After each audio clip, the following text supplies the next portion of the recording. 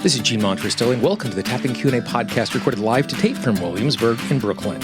This is episode 510, originally aired May 26th, 2021. Hi everyone, I hope this finds you well wherever you are and whatever time of day you're getting a chance to listen to this. Thanks for spending some time with me today. Today we are going to talk about what happens when we get stuck and how we can figure out our way around that with tapping. And I'm going to share with you a place that I was stuck for about the last 13 months and exactly what I did to get out of it so you can apply those lessons to you being stuck as well. Before we do that, two quick announcements. First of all, we have a free 10-part guide on how you can use tapping to eliminate self-sabotage. All you need to do is go to tappingqa.com, click on that big blue button. If you happen to be listening to this right now in the website, up in that upper right-hand corner at the top of the sidebar, you'll see a blue button there. Click on that, enter your email address, and over the course of the next 10 days, I will send you a small tool, technique, or approach that you can use to help you to eliminate self-sabotage. Then at the end of those 10 days, you can pick the one or two that make the most sense for you. Secondly, I would like to send a huge shout out and thank you to all of the supporters of the Tapping Q&A podcast. I want to send a special thank you to Serena. Serena is the most recent supporter of the podcast.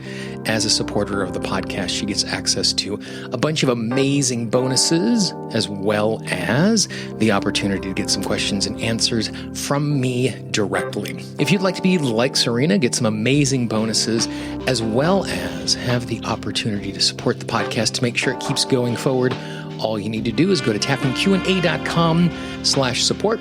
That's tappingqa.com/support. And again, thank you to all of our supporters.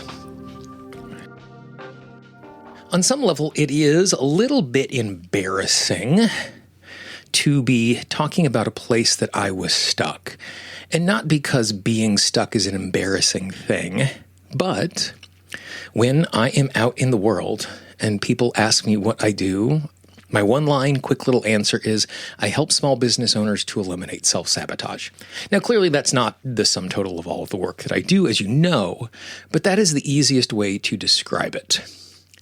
And embarrassed because since I describe myself that way, the fact that I had a project that I really was passionate about, that I didn't take action for 13 months, that is the piece that is embarrassing.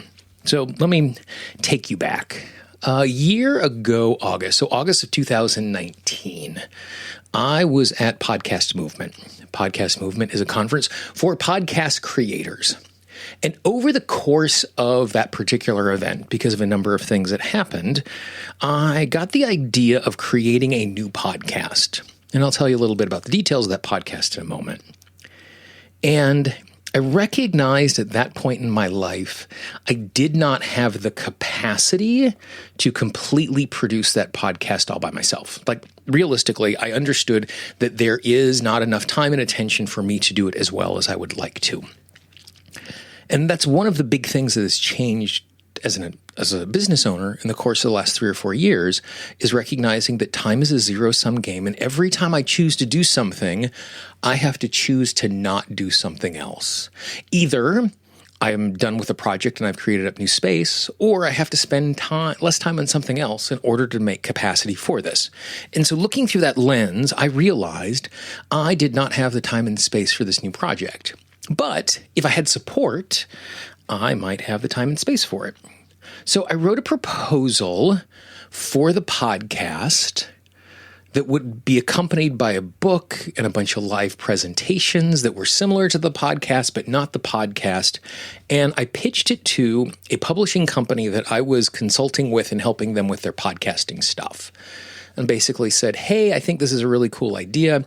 I don't have the time and space to do this by myself, but if we work together, I think this is something that would be really good and really cool. And their response was, this is the best pitch that we have received in a year and a half, and we just don't have the bandwidth at this point. Thanks, but no thanks.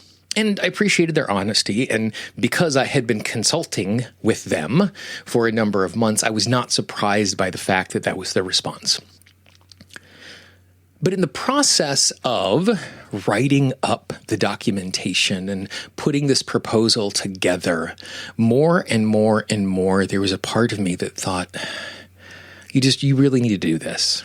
This is something that is going to be really good for you, and it's something that's going to be really good for the world. And so I started clearing space off of my calendar. I started letting tasks go so that I would have room for this particular project. So at the time, my goal was to launch the podcast in February of 2020. And so over November, December, January, I started working on it. I started telling friends about it. I was really excited about it. And as I did that, as I got more and more detail, all of a sudden I found myself not spending the amount of time that I wanted to on the recording part of it. I'd outlined a bunch of episodes. I had been working on the marketing material. I'd been putting together a list of people who I was going to reach out to support and promote the show when it came live. And I just wasn't doing it, and I wasn't doing it, and I wasn't doing it. And what I was realizing was that I was really afraid. And the thing that I was afraid of most was, well, I guess there was two parts. One is it wasn't going to be good enough because I knew the idea was really good, but I didn't want it to just be another podcast about spiritual ideas. I had this idea in my head because I saw the perfect version of it, which it was never going to be, but I was aware of what was possible inside of that. And I was so afraid that it wasn't going to be good enough. The second thing I was concerned about, because it is one of the most personal projects I've worked on in a really long time, that it's going to be a huge number of first-person stories about what I am struggling with and what I would like to do better and how I'm learning into all of that. The other fear that I had was I was really afraid that it was just going to turn into therapy. Like it was just going to be me airing out my crap into a microphone and sending it out to people. And instead of doing therapy, I was doing a podcast. Because I didn't want it to be self-indulgent. And so as time passed, the publication date went from the beginning of February to the end of February to the middle of March. And then the world turned upside down in March in 2020. And I thought that, this is internally, this isn't true, but internally this is what I was feeling. Because of all of these big problems that everybody's dealing with in the world as this global pandemic is starting, this is just too much of a vanity product, and I'm just going to keep pushing it off and pushing it off. And so basically I just ran away from it. And I ran away from it in fear. And it sat in my hard drive, and occasionally I'd pop into the notes and I'd work on outlines a little bit. And in my mind, I was still telling myself the story, oh yes, I'm doing this podcast. And when the time is right, I will launch this podcast. And like that intention might have been very honest and true, but there was so much resistance. There was no actual way I was doing anything, and there was no actual way it was going out into the world. So March of this year, a friend of mine and I had a conversation. It's someone who I've helped and mentored a little bit along the way, and he was launching a new podcast network. And he just wanted to share the slide deck with me and share their plans and see if I had any input and just kind of see what was going on. And I was really excited. In a lot of ways, what Kyle was creating with a bunch of other folks was something that I would love to create myself. Like it's something I really believe in, and I think there's a real place for. And again, I don't have the capacity to go start a podcast network and run something like this, but it was really exciting. And so over the course of the conversation, as we got near the end, Kyle asked me about this podcast because the podcast I had been working on, called Our Lady of Podcast, fit perfectly into his plan. And in a moment of honesty, I was just kind of sharing where I was and the fact that I was stuck. And because of some transition that was going on in my life, I then said, and the truth of the matter is, if I make the first 10 episodes of this, it is going to be so good for my soul, it doesn't matter if anybody listens. The next sentence that came out of my mouth, I'm sure, included profanity around the fact that, now I have to go do this bleepity-bleeping thing. Because that statement I had made about how it being good for me and how it being good for my soul was 100% true. Like when I made that statement, I knew that was a true statement. And so in that moment, I turned to my friend Kyle and I said, 1 month from now, I want you to send me a text message and I want you to check in on me and make sure I'm actually doing this thing. And with some fits and starts and continuing to get through some resistance, in a couple of weeks, Our Lady of Podcast is going to launch, and I'll tell you a little bit more about it when that time comes. It's not tapping related, but it is big picture and how we show up in the world related, so you might find it interesting. But now that I'm in the throes of it, now that I'm working on it, I've sent out pilot episodes, I've got some amazing feedback to make the show better, I've got some amazing affirmation that I'm heading in the right direction. I think it's important for us when we're stuck in this sort of resistance to examine what are the things that we can do and what are the tools that we have at our disposal that we can use to lean into what is going on. So the first thing that we can do when we're resisting an action is we can recognize the fact why we're doing it. And like that statement I made to Kyle, if I just do this, it's going to be good for my soul. It's going to be good for me. Now, I am hoping it is something that lots of people in the world love, and maybe you are one of those people, and I hope it is making a difference. But by having a really clear why, makes it so much easier for us to take action. So much so, oftentimes when I'm working on my to-do list, if I'm feeling stuck, in addition to writing the tasks down on the to-do list, in addition to doing the tapping for my to-do list, which we've talked about lots of times in the podcast before, I write a why statement next to each of the to-dos. I'm posting on YouTube today because I know it's going to reach people I would not reach otherwise. It's going to create a footprint so it's easier for people to find me. I'm going to give a call to action so people can get on my mailing list and I can serve them better. And I know implicitly, because of the work that I do, if I'm posting a YouTube video with a tap along, all of those things are true. But by being explicit and writing it on my to-do list and paying attention to it on my to-do list in that particular way, it's going to make it easier for me to take action. The second thing that is useful as we're doing something like this is to lean into the fears of being seen. It's really interesting as I think back to it. For the first time in a really long time professionally, it was a place that I struggled around how other people were going to perceive what I was putting out there. And I think in this case, it was because I wanted it to be so good. And it's different than wanting it to be perfect, because I knew it wasn't going to be perfect, but I really wanted it to be worth people's while. And I created this inflated sense of what was possible and what could go wrong if it wasn't perfect. And so it became this really powerful tapping moment for me to tap on this idea of how it is seen, how it is perceived, and how it is received. And inside of that, I think there are two things that are really important to recognize.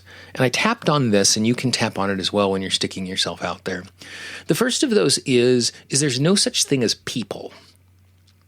And what I mean by that is people is a collective noun of a bunch of individuals that we group together to make it easier for us to manage. And these sorts of shortcuts are good and useful, and they make the world an easier place for us to navigate as we're thinking about these things. But when we generalize them and make everybody the same, we turn it into an all or nothing proposition. And so when I'm tapping on this on my own and I'm tapping on it with my clients, I literally tap on the phrases of there is no such thing as people. People is a collective noun that we use for a bunch of individuals who have a bunch of different dispositions. As a culture and a society, we cannot agree on the fact that the world is round.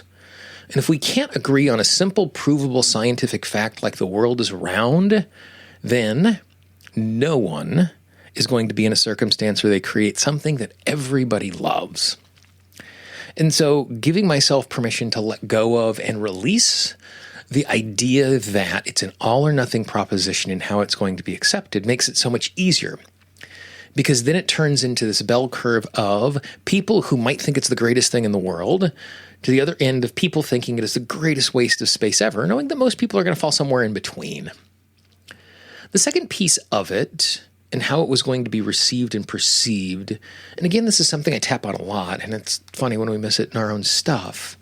is that I recognized the goal of the thing that I was creating was not to create something that was perfect, but instead to create something that was useful. And there are lots of things in my life that are so far from perfect, but are really, really useful and make my life better. And the reality is that's the way we consume most things. Rarely are we trying to get something that is perfect, but we want something that is useful, and we will tolerate a huge number of imperfections in order to get something that we want. Now, for example, I am flying home to see my family in Wyoming tomorrow, and because there are fewer flights as the airline industry slowly gets itself back into shape, it means I have to spend 5.5 hours sitting in the Salt Lake airport because it's difficult to get to Wyoming. And that is a far from perfect thing. 5 hours in an airport where it's, basically overpriced, mediocre food and just a lot of time to fill. And the fact that I am getting from the East Coast of the United States to Wyoming in less than a day is pretty amazing. And it's useful because I get to see my family for the next week because we celebrate a number of really amazing things inside of my family over the course of the next week. And so shifting my disposition away from this has to be perfect, this has to be amazing, into this, I want it to be useful. And the beautiful thing about useful, especially in a podcast like the one I'm creating, is useful shows up in so many different ways. Useful can show up as being in a position to inspire, educate, transform. And each person is going to find something different if they find something useful that is useful for them. And so by taking a step back, and this is what you can do as you are struggling to do something, tune back into the why, really connect with that why on an emotional level. It will create some clarity and it'll help you to take action. The second piece is to look at what goes wrong if you do it and who is going to be judging you. And then being able to tap on the fact that I'm not going to satisfy everyone, and my job is not to create something that is perfect. And in the process of doing those things, I am slowly creeping along. Again, I'm a little behind where I wanted to be when I told Kyle that I wanted to do it this year, but it is coming in a couple of weeks. Episode 1 is something I'm really proud of. I'm working on the notes for episode 2, reviewing them, but it's a really good and exciting thing for me to be in the middle of. But it only happened because I was willing to be honest with the fact that I was really getting in my own way. And I had to get over that because the creation of the thing was more useful and more perfect for me by doing it than not. So I hope that is an approach that you can apply for yourself. I hope it is useful for you to hear the fact that even someone like myself who helps people around this all of the time, it is something that I still struggle with. And that's a human thing to do. And it is less about the 13 months that I lost not doing it. And it's more about I'm now in a position that I can, and I'm going to do the thing that is good and useful for me and hopefully is good and useful for others. So I'd love to hear your thoughts on this. I'd love to hear if you have any questions about how you can get out of your own way as you're trying to create something and put it out into the world. I can always be reached, Gene, Gene, at tappingqa.com. As you listen to this, if you think of someone in your life who might appreciate this particular conversation, please pass it along. Don't spam your inbox, but there might be one or two people who really appreciate a conversation like this that you know they're in creation mode, maybe not of a podcast, but a new business, a new product, a new something in their life that they really want to do that is a part of their passion. Pass this along. This might be the encouragement that they need. And even if they don't listen to the podcast, the simple fact you've sent them an email saying, hey, I'm thinking of you today. I hope this is good for you. That'll make a difference in their day because they know someone cares and they know someone is thinking about them. If you haven't done so, you can subscribe to the podcast. In podcasting parlance, subscribe is always free. You can get the podcast at Apple Podcasts, Google Podcasts, Pandora, Spotify, Audible, Amazon Music. Basically, everywhere online you find audio, all you need to do is search for Tapping Q&A. If you have a question, a comment, a topic you'd like me to cover in the future, I would love to hear from you, especially as we move forward and the show continues to evolve and transform as we head into our 13th year of the show. I can always be reached, Gene, Gene, at tappingqa.com. For the Tapping Q&A podcast, this is Gene Montrestelli. I hope you have a great day, and I will talk to you real soon. Bye-bye. The Tapping Q&A podcast is copyright Gene Montrestelli Tapping Q&A. All views expressed by guests are those of the guests and not necessarily of Gene Montrestelli and Tapping Q&A.